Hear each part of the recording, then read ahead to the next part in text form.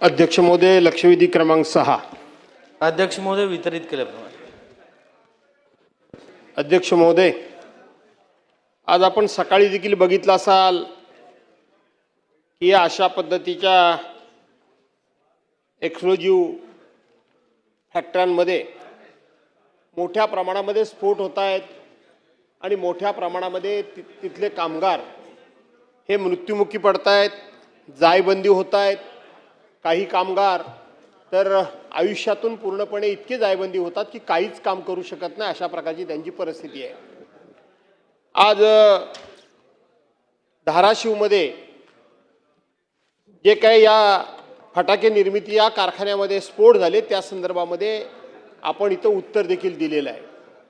उत्तरामध्ये म्हटलेलं आहे की आपण 60 कारखाने नोंदणीकृत आहेत, परंतु मंत्री महोदय, नोंदणीकृत नसलेले कारखाने किती याची शासनाला माहिती आहे का?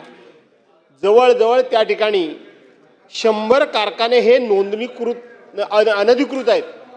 नोंदणीकृत नाही, अनधिकृत आहेत. आणि वारंवार या ठिकाणी अशा प्रकारच्या घटना घडतात. 31 जानेवारीला झाली, पुन्हा 6 फेब्रुवारीला झाली, पण आपल्याकडे कुठल्या प्रकारचे अधिकारी अहवाल पाठवत नाहीत. मला एक कळत नाही की आपण कामगार मंत्री आहेत. या आपल्या सगळ्या उत्तरामध्ये कुठे तहसीलदारांनी कारवाई केली, भेट दिली, तहसीलदारांनी पंचनामा केला, कुठे कलेक्टरने आदेश दिले, प्रांतांनी पंचनामा केला, अशा प्रकारची उत्तरं आपण या ठिकाणी दिलेली आहेत. हे अशा प्रकारचे जे स्फोटकाचे कारखाने आहेत, या कारखान्यांची निश्चितपणे त्यांना परवाना देणं असेल, त्याची तपासणी करणं असेल, ते जे अनधिकृत चालत असतील त्याच्यावर कारवाई करणं असेल, याची खऱ्या अर्थानं जबाबदारी आणि अधिकार कोणाला आहेत? कामगार मंत्री म्हणून त्या ठिकाणी काम करणाऱ्या कामगारांना त्रास होतो म्हणून आपण कामगार मंत्री म्हणून उत्तर द्याल, पण मला वाटत नाही की कामगार खात्याला त्यांच्यावर कुठल्याही प्रकारची अशी कारवाई करण्याचे अधिकार असतील असं मला वाटत नाही. आणि म्हणून खऱ्या अर्थानं या सगळ्या गोष्टी घडतात. ते मग अनधिकृत कारखाने असतील तर त्यांच्यावर कारवाई कुणी करायची? तिथली व्यवस्थितपणे त्यांनी जर नियमांचं पालन केलं नसेल. आता आपल्याच उत्तरामध्ये आहे की तिथे काही मटेरियल पडलं होतं.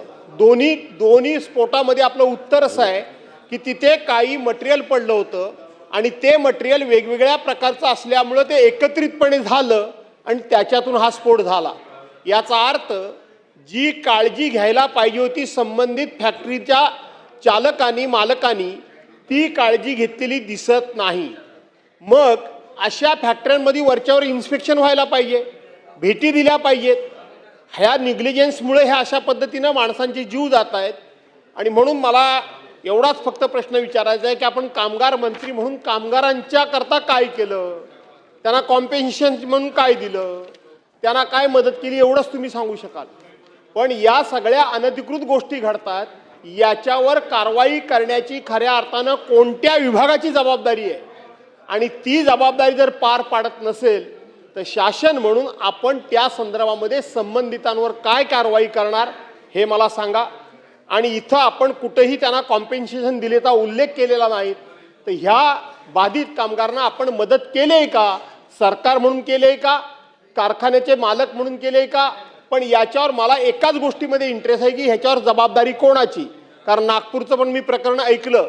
याला निश्चित स्वरूपाची कुठली तरी एक शासकीय एजन्सी जबाबदार असली पाहिजे. ती एजन्सी जबाबदार कोणती हे मला सांगा. त्यातून काही प्रश्न उद्भवले तर मी तुम्हाला प्रश्न विचारेन. अध्यक्ष महोदय, सन्मान्य